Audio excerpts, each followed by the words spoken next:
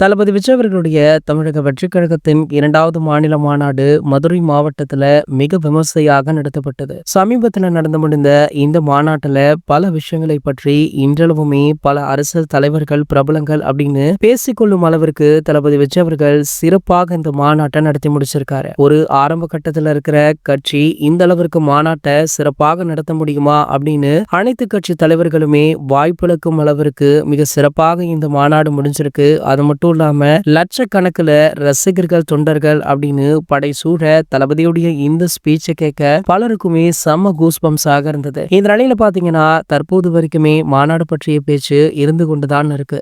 இதனடுத்து தற்போது மாநாட்டுல தளபதி விஜய் அவர்கள் முக்கியமாக பேசியதாவது, கேப்டனை பற்றி பேசியது பலருக்குமே அதிர்ச்சியாகவும் நெகிழ்ச்சியாகவுமே இருந்தது. கேப்டன் அவர்களை அண்ணன் அப்படின்னு குறிப்பிட்டிருக்காரு.